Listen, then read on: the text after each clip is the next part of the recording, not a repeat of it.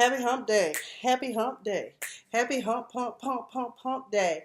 Hey, what's up, everybody? This is your girl, Miss Sophia the Diva, and I am here again to talk about VH1 Monday on Wednesday. So we have Love and Hip Hop Atlanta. We have Teyana and Iman. Plus Junie. That's just what they should name it. Okay, I'm just saying, I love Junie. She is so cute and absolutely refreshing. So refreshing.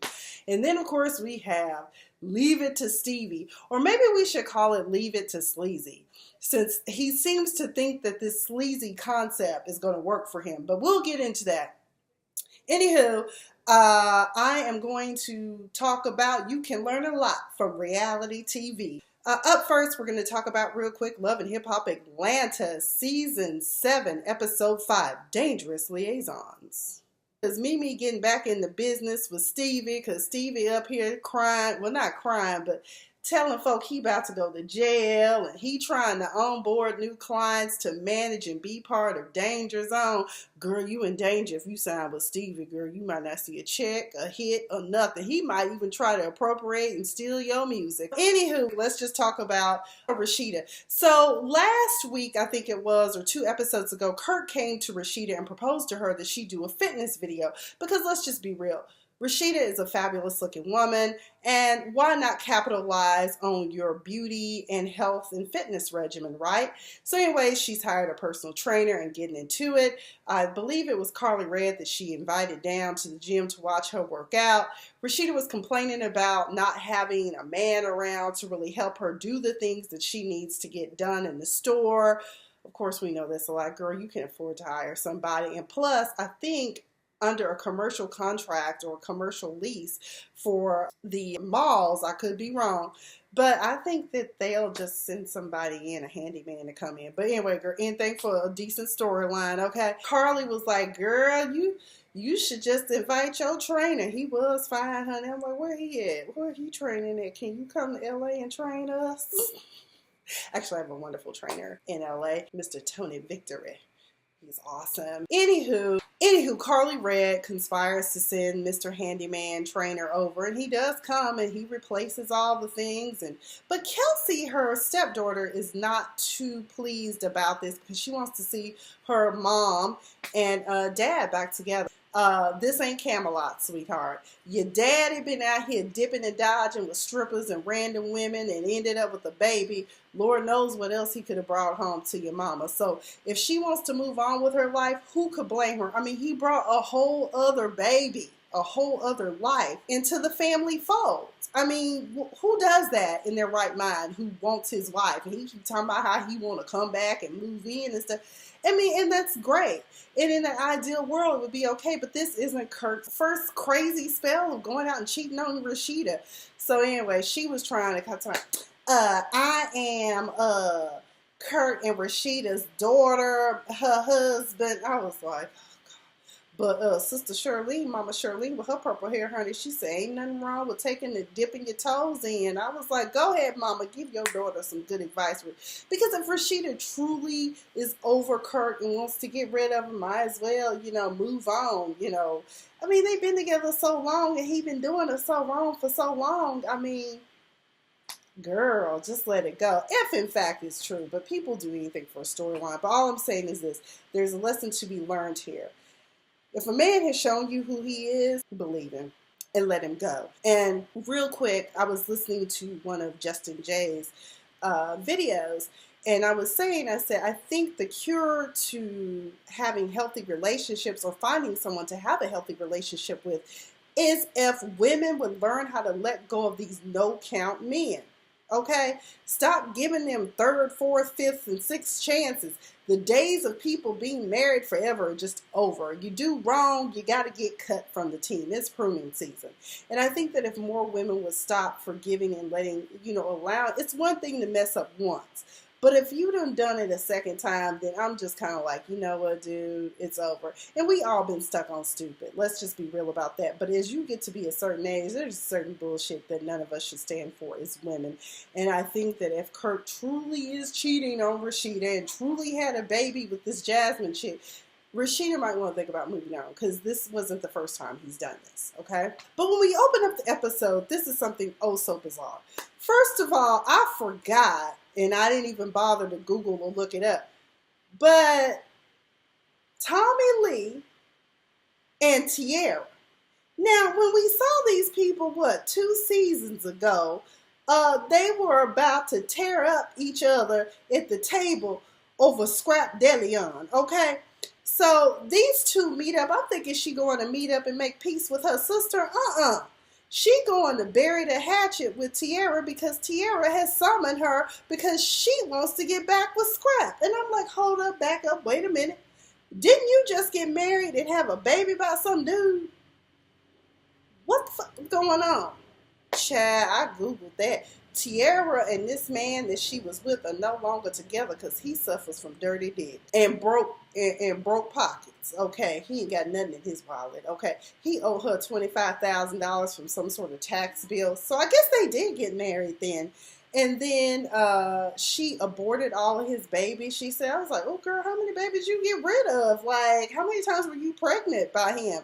But either way, she said that he was passing around trichomosis. She been tested and she clean. So I was like, oh girl, no wonder you want to get back with Scrap.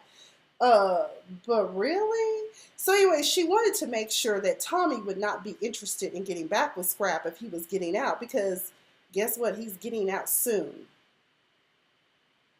Like sooner than Sheree's Tyrone soon. Because I thought this Negro got about 10 years. And he ain't been gone. No more than 2-3 years now? How many? Was it 2 years? So I'm trying to figure out what's going on there. Like, come on. But basically, she wanted to talk to Tommy to see if Tommy still had feelings for Scrap and if she would be an interference because now he wants to have a family with her. Now, keep in mind, Tierra has, like, I think 4 or 5 other kids.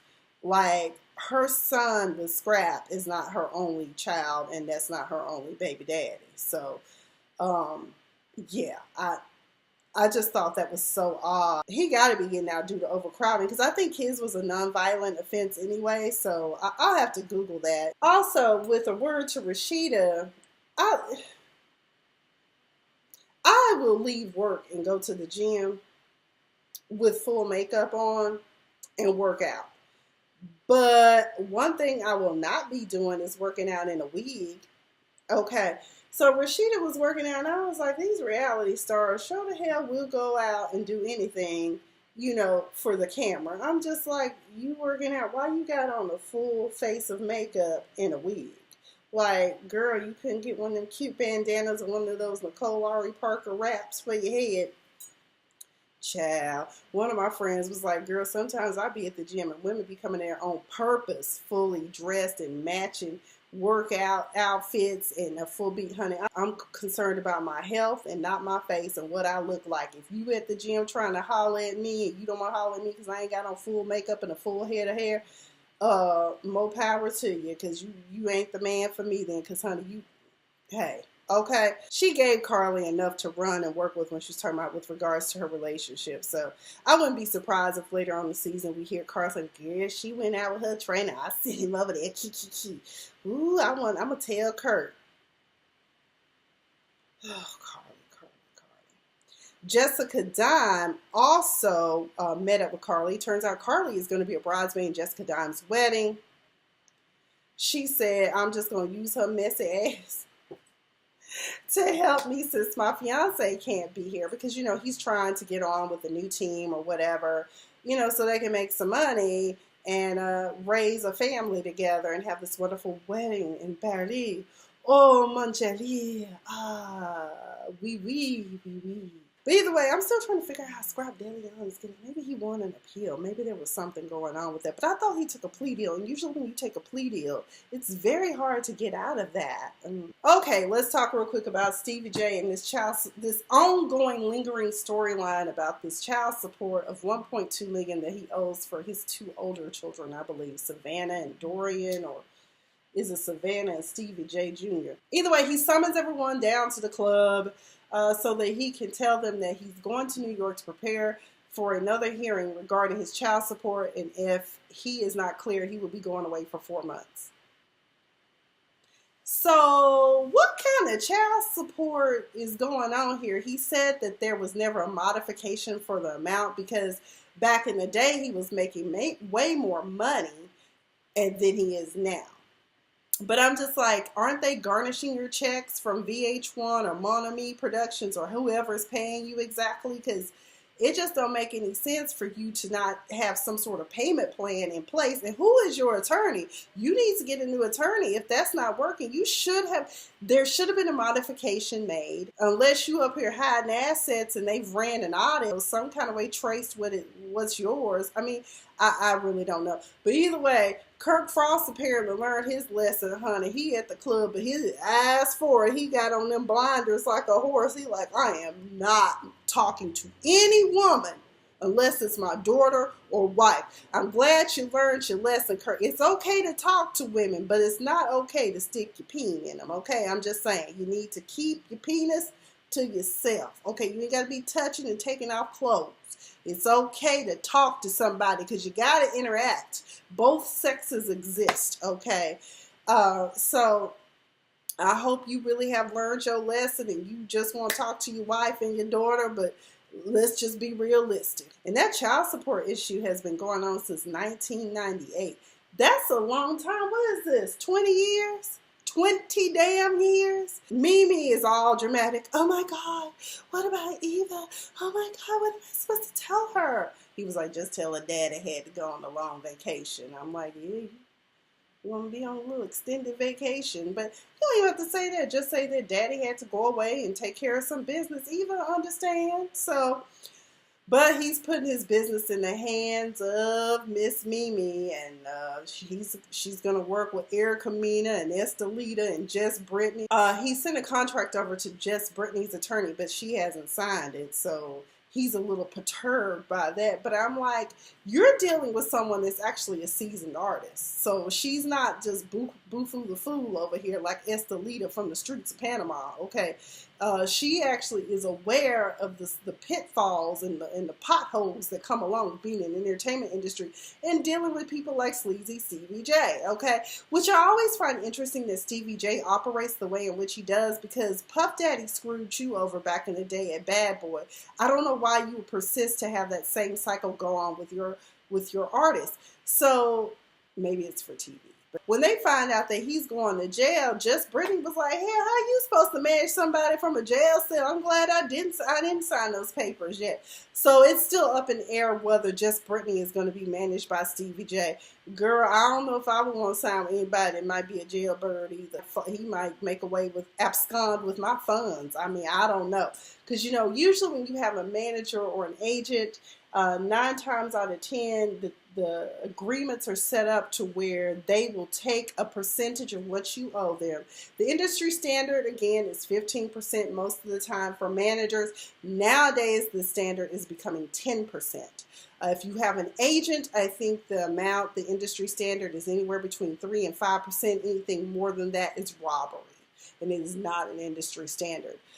So Jess Brittany has Keely on her team, who is an industry person who does understand the music industry. Stevie J said he's never dealt with her, but he's familiar with who she is. So anyway, she's going to try to help Mimi out while he's away. It's determined that there's probably going to be a showcase with Erica Mena, Estelita, and Jess Brittany as the headliner.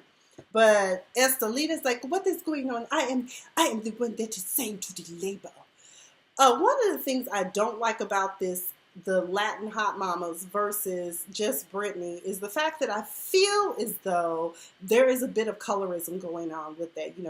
You've got a dark-skinned African-American woman dealing with 2 Latin, fair-skinned Latin women, Afro-Latinas, who seem to have this thing about being superior and better than Jess Brittany.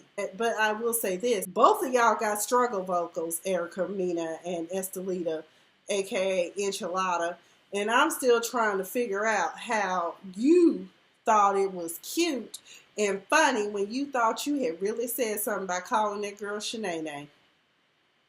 Girl, you need to find you somebody that can help you write some better reads than that, okay? Shanae, They just really thought that shit was funny. It was not cute. It was not funny. And that's why I said, now just Brittany wrong, but at the same time, they are the ones who came in during her rehearsal and attacked her with an all-out verbal assault.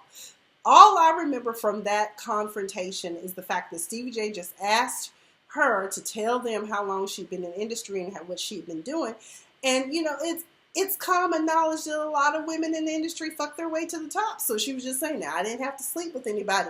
It, you know, only hit dogs holler. And right when they said that, that's when Erica Estelita started going in.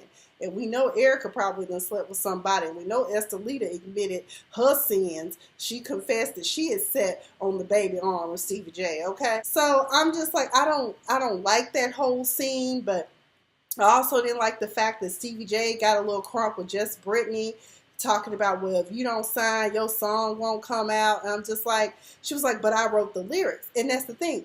The songwriter, she can take her song elsewhere. She just won't use your production. Okay, she can find somebody else to produce that same song. Okay, you don't own the rights to that song. You own the rights to the music that is the undercurrent for the song. So I don't get what he thought he was doing, trying to bully someone into signing with him. Don't do it. Don't sign it. That's all I'm going to say. Now, I'm skipping and jumping over because I realized I missed some stuff. When Jessica Dime was getting ready to order her wedding invitations, she accidentally let it slip that she's pregnant.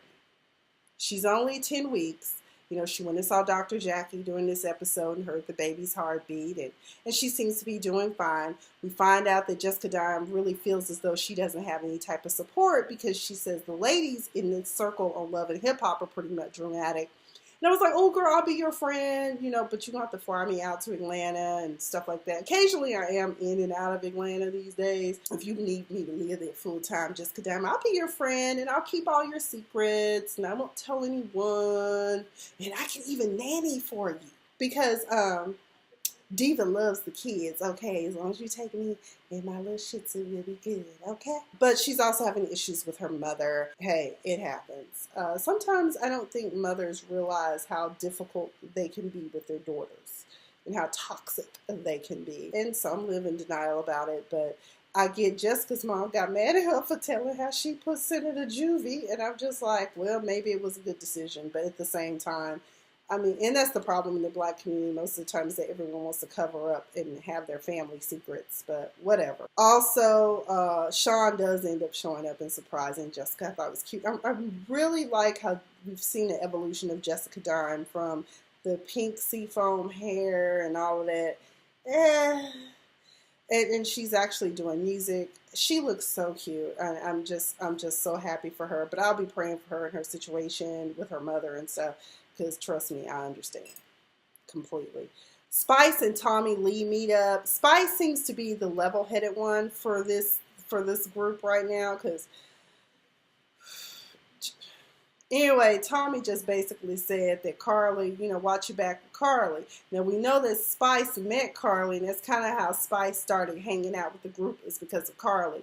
But there's a word of caution. Tommy showed up to this session drunk. Tommy, I need for you to just go ahead and admit that you are an alcoholic and start doing the steps in the meeting because you just go everywhere drunk. I hope Uber is taking you everywhere you're going and you're not driving yourself because the last thing you need is another mug shot for DUI.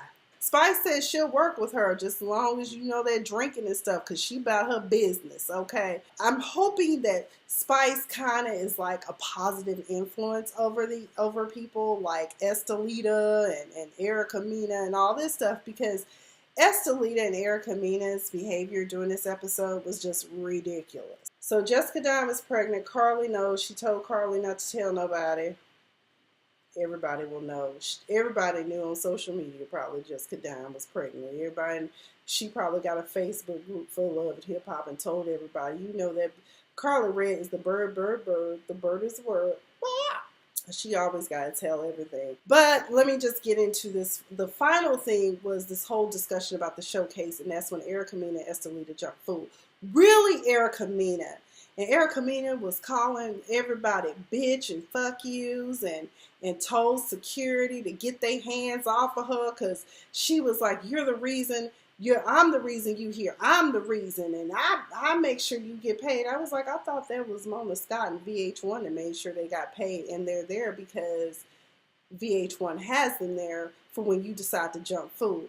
And I really felt like Erica Mena was just talking shit because she knew security was there and that Jess Brittany wouldn't be able to drag her and Estelita, drag them in this bitch. And I was like, y'all both need to be drugged one good time. Now, Estelita she's a follower. She's not a leader. She's like one of them people that just can't think for herself. She just does whatever everybody else is doing. She's a follower.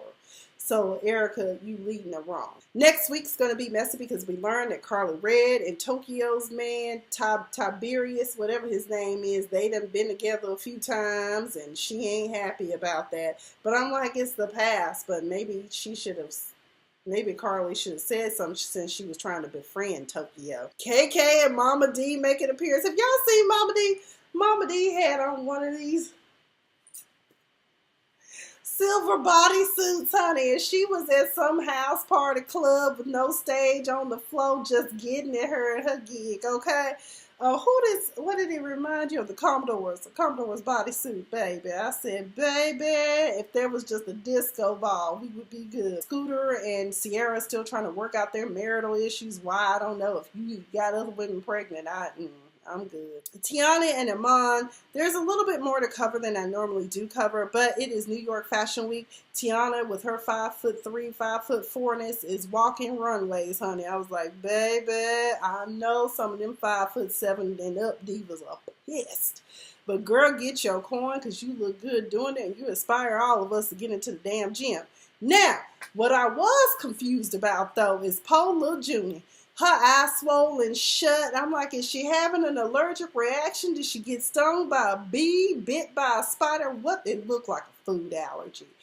But instead of them, from editing, based upon editing, instead of them taking the baby to the emergency room, she go to the altar and call Grandma and Grandpa and have them pray over there. Now, editing on VH1, y'all wrong. Y'all was so wrong for this.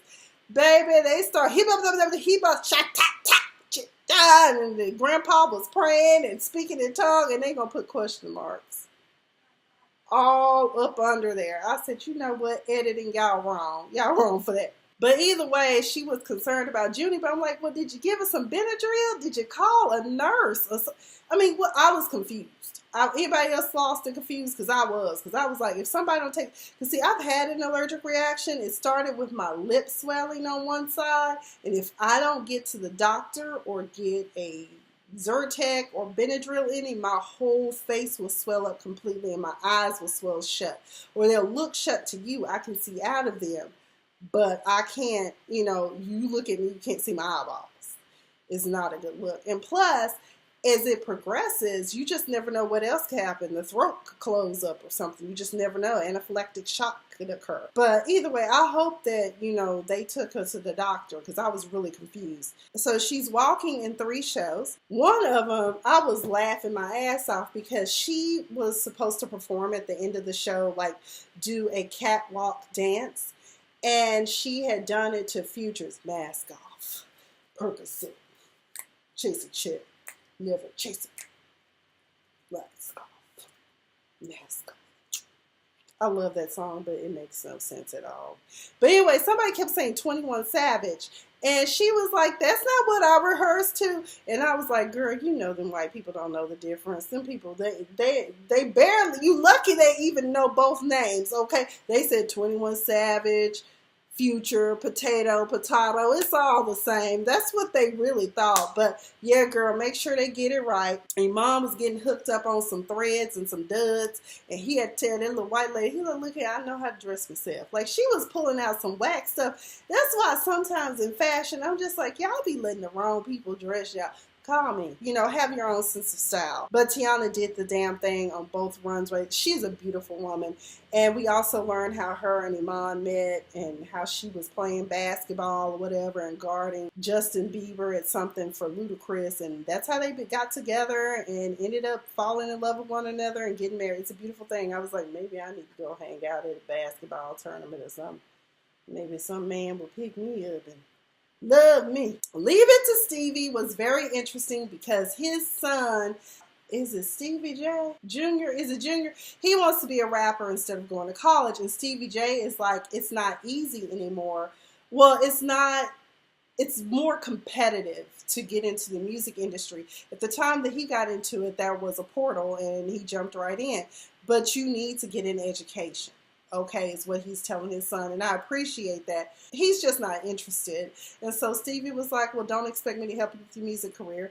In this episode, we see Tommy Lee come. She looking all refreshed, talking about she done had some sort of detox. I bet she doing that skin tea. I wouldn't be surprised. We still all trying to figure out how Tommy Lee is getting paid, but I'm pretty sure it's because she endorses these different people like Fashion Nova and all this stuff, and these different lingerie companies that she models for. That's another body inspiration I have is Tommy Lee. I said, I really need to go to the gym or go in my trunk and get out my weights. Yeah. And I will say this, school is not for everyone.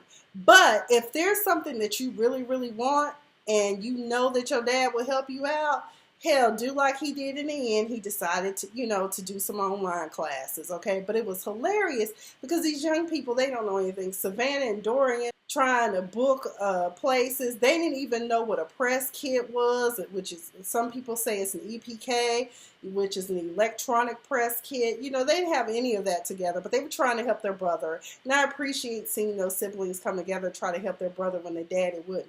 But finally, Stevie J decided to help them. They get a venue where they need at least 100 people. Otherwise, they're going to have to pay out of pocket.